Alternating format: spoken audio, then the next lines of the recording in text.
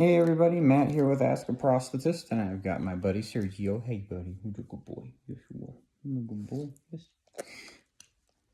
Today we're going to be talking about socks. I had a friend ask me if I could make a video discussing sock fit.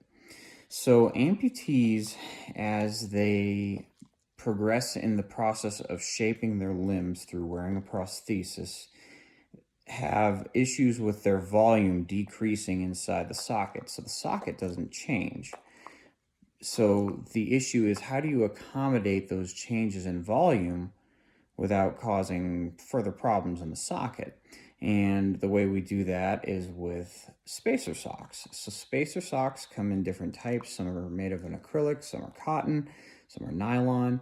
But they all serve the same purpose, and that's to take up space in the socket that's lost through the process of volume reduction.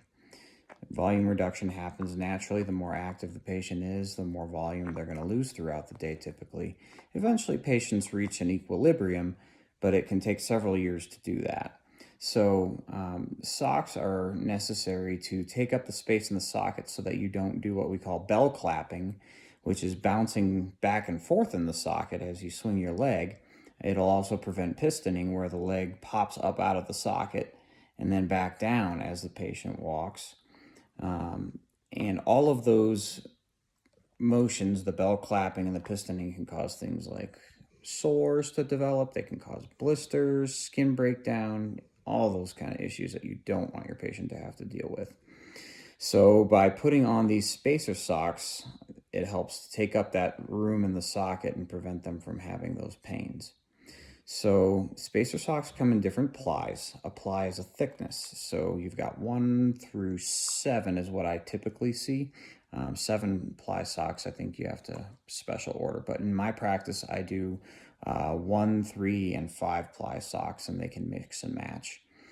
And what I teach patients is, if you are in a pin style socket where you have a pin sticking out of the bottom of your prosthetic liner, when you put on your sock, you want to make sure that the pin is not touching any fabric. So basically, if I can kind of demonstrate this, say my hand is yes, I know, Sergio, you're a good boy. Say my hand is the sock and my finger is the pin. You want the pin to fully stick through.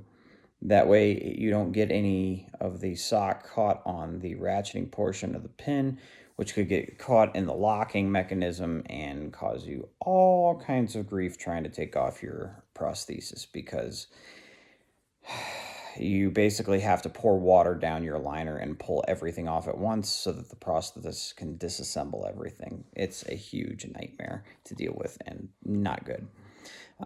So if you're wearing a pin style liner, make sure that your sock is pulled all the way through that pin and clear of that pin so you don't have any problems.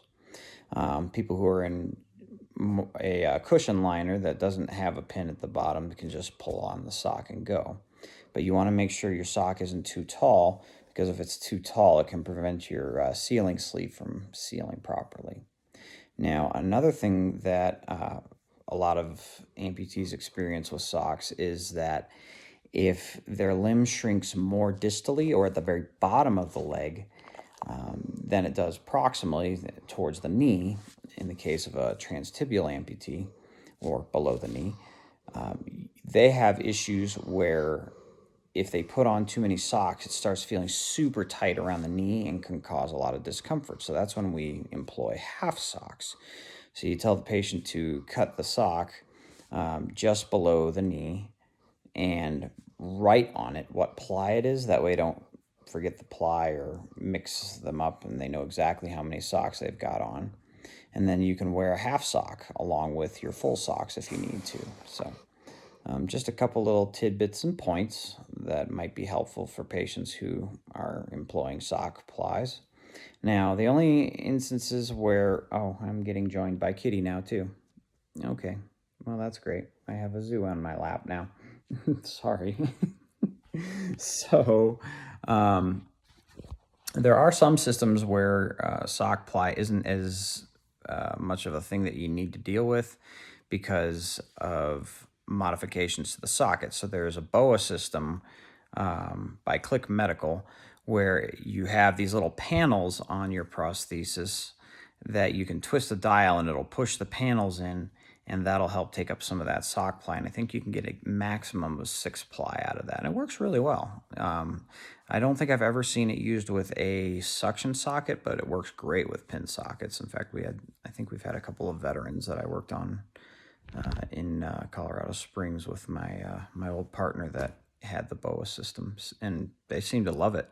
And then if you have a vacuum system, that typically doesn't need to have socks either. In that system, you use a little nylon sheath as an air wick, so that you can get the air sucked out of the prosthesis properly, because you always have to have an air wick. But anyways, I'm rambling. That system, generally you don't see much change in limb volume at all because the vacuum system draws fluid into the limb. So that was today's question. If you have any questions you'd like to send me, please send them to askaprosthetist@gmail.com. I hope you all have a wonderful rest of your day, and God bless. Bye-bye.